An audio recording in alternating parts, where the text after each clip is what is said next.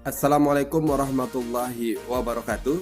Perkenalkan, saya Rio Agusman, mahasiswa Universitas Terbuka, Prodi Pendidikan Guru Sekolah Dasar dengan nomor induk mahasiswa 8562 04007 akan menampilkan tugas video pembelajaran pada mata kuliah pembelajaran terpadu.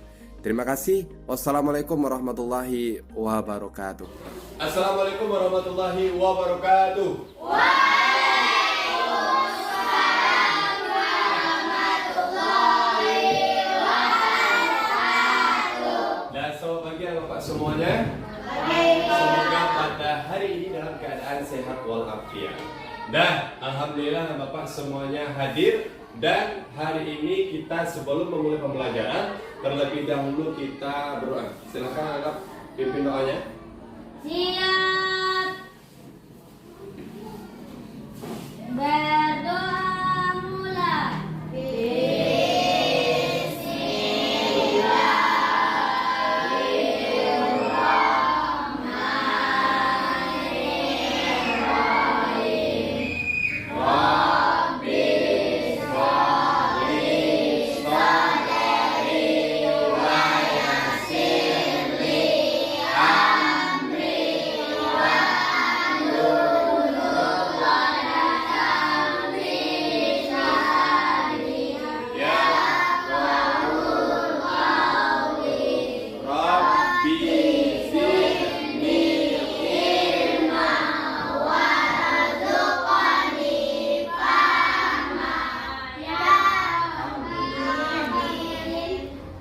Dan baiklah Bapak semuanya, hari ini kita masuk pada pembelajaran keempat. Tujuan pembelajaran pada hari ini yaitu Bapak nanti mengetahui dampak positif dan negatif di era globalisasi. Kemudian Bapak nanti menanamkan sikap bagaimana bersikap di era globalisasi.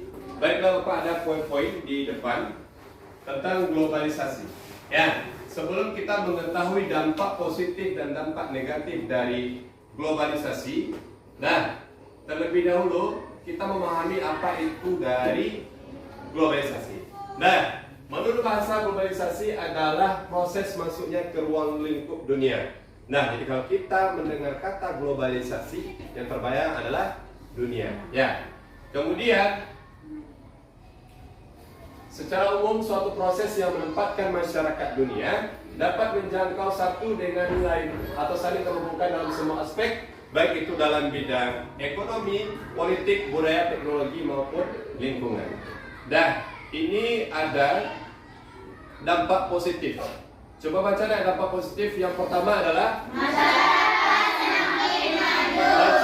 semakin maju. Di era globalisasi ini kita banyak temukan berbagai macam teknologi, informasi, komunikasi, dan juga berbagai di bidang ekonomi. Sehingga masyarakat dituntut oleh di era globalisasi ini untuk berpikir lebih maju, kemudian untuk hidup lebih maju. Kemudian yang kedua adalah di era globalisasi ini bahwa kompetisi semakin meningkat. Artinya seseorang dituntut untuk bekerja semakin ulet, kemudian pekerjaan semakin meningkat.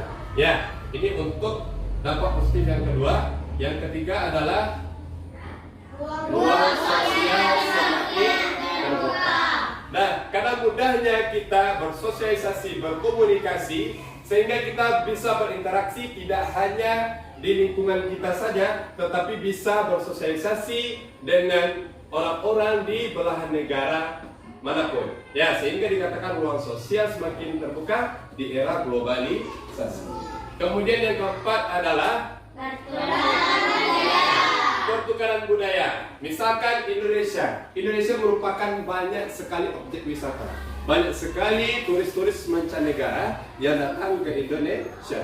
Nah, dan dia membawa budayanya ke Indonesia. Begitupun juga kita. Ketika mereka datang ke Indonesia, mereka melihat bagaimana kehidupan masyarakat Indonesia. Artinya di sini ada pertukaran budaya. Ya, baik budaya masuk dari luar maupun kita yang memperkenalkan budaya kita kepada para wisatawan mancanegara. Kemudian dampak positif selanjutnya adalah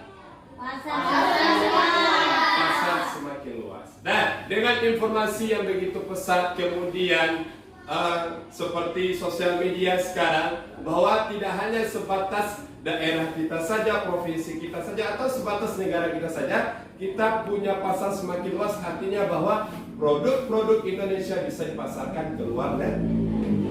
Dan kemudian ada juga dampak, ada dampak positif, ada dampak negatif. Yang pertama apa dampak negatifnya, nak?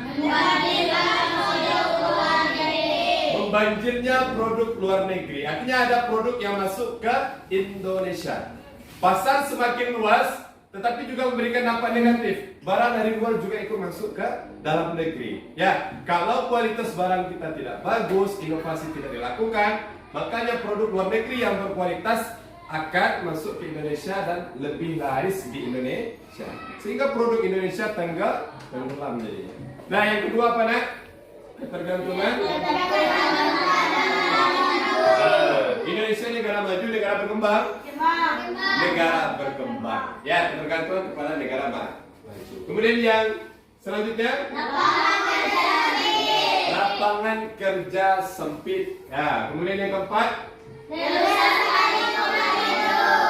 sesuai kebutuhan manusia. Ya, contohnya berdirinya sebuah industri. Ya, ingin menghasilkan produk yang bagus saja, tetapi tanpa memikirkan lingkungan.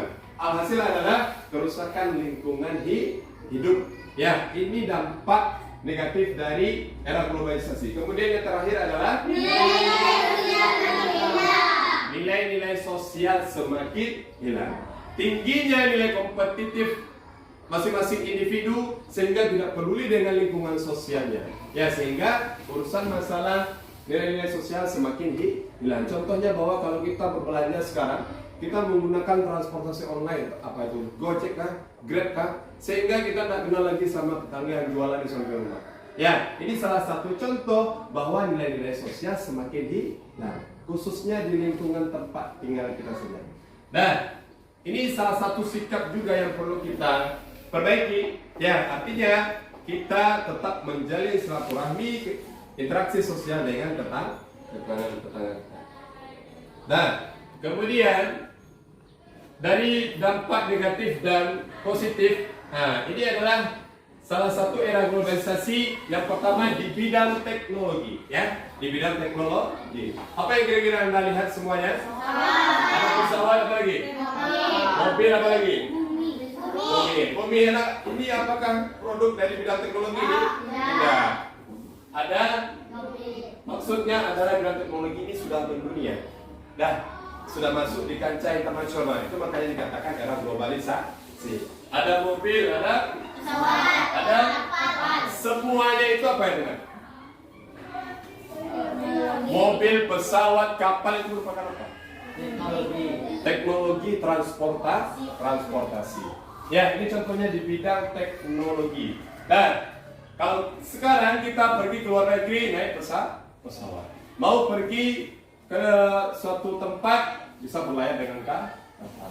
Ya, artinya tidak lingkup di Indonesia saja. Ya, kemudian di bidang ekonomi. Nah, ini adalah salah satu produk, adalah salah satu hasil bidang ekonomi Indonesia. Ya, yang tidak hanya dipasarkan di Indonesia, tetapi juga diimpor ke luar negeri. Ini contohnya di bidang ekonomi. Ya, kemudian apalagi, nak? Di bidang informasi. Sekarang kita mudah sekali mendapatkan informasi, baik itu dari media cetak dan media elektronik. Ya, kemudian media elektronik itu seperti akun-akun sosial media yang kita punya. Seperti apa kira-kira? Facebook, apa lagi? WhatsApp, kemudian apa lagi? Instagram, email, segala macamnya. Nah, kita dapat mendapatkan informasi dari sana, dari belahan dunia manapun. Ya, misalnya ada salah satu kebudayaan Indonesia viral ke luar negeri. Ini karena bidang informasi. Orang dengan mudah mencari informasi tentang Indonesia karena adanya kemajuan bidang informasi di era globalisasi. Tidak hanya lingkup Indonesia saja, tetapi telah mendunia. Nah, kemudian di bidang pendidikan. Kira-kira apa nak bidang pendidikan di era globalisasi? Pertukaran siswa, pertukaran pelajar. Ya, misalnya anak bapak mendapatkan beasiswa, ya, beasiswa ke luar negeri. Nah, itu salah satu contoh globalisasi di bidang pendidikan. Ya, misalnya studi banding ke luar negeri atau enggak mendapatkan beasiswa ke luar negeri. Ya, itu salah satu contoh di bidang pendidikan. Kemudian di bidang apa lagi, Nak? Sosial budaya. Di bidang sosial budaya. Setujukah kita bahwa Indonesia kaya akan budaya? Ya? Ya, budaya itu adalah budi dan akal. Budi dan akal adalah cara hidup, cara pikir, pola pikir, sudut pandang. Ya, jadi orang luar negeri mancanegara datang ke Indonesia dan melihat bagaimana kehidupan warga Indonesia, masyarakat Indonesia. Ya. Jadi itu jadi pertukaran dan sosial budaya, misalnya seperti tarian daerah, kemudian cara hidupnya dan segala macamnya. Itu salah satu contoh di bidang sosial budaya. Nah, kemudian di bidang apa, Nak? Kira-kira Bapak ini melihat ini siapa ini? Presiden siapa itu? Presiden. Di sampingnya Bapak Jokowi ya. Ini merupakan salah satu kerjasama ya di bidang politik ya antara berbagai negara. Dan baru-baru ini Indonesia tergabung di G20 Group of 20 ya di bidang ekonomi. Ini melatar belakangi dari kejadian krisis moneter ya sebelumnya, bahwa dibentuklah G20 bagaimana memajukan ekonomi di berbagai negara yang tergabung. Nah, ini di bidang politik. Nah, ada Bapak semuanya, kira-kira kita sebagai siswa, sebagai masyarakat Indonesia, bagaimana sikap kita di era globalisasi ini? Yang pertama apa, Nak? Apa yang harus kita lakukan? Apa yang harus kita lakukan? Apa yang harus kita lakukan? Hah? Apa yang harus kita lakukan, Nak? Hah? Mencintai produk luar negeri. Ya, udah apa lagi, Nak? Budaya dalam negeri. Oh, ya, pokoknya mencintai budaya dalam negeri. Nah, kemudian dari pelajaran tadi apa yang Bapak dapatkan? Yang pertama apa kira-kira tuh? Di era globalisasi, bagaimana sikap kita? Lebih keras ke apa, Nak? Bagaimana sikap kita untuk melestarikan budaya? Bagaimana contohnya? Mencintai produk luar negeri itu kalau kita mau meningkatkan di bidang ekonomi ya. Nah, kalau kita mau menambah atau menemukan sebuah teknologi, ya, bagaimana caranya? Tentunya kita harus belajar.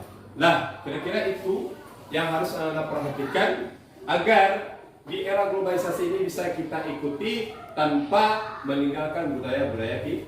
Kita boleh berpikir global, tetapi tetap bertindak lokal. Dan cukup sekian, terima kasih pembelajaran kita hari ini. Bapak tutup. Assalamualaikum warahmatullahi wabarakatuh.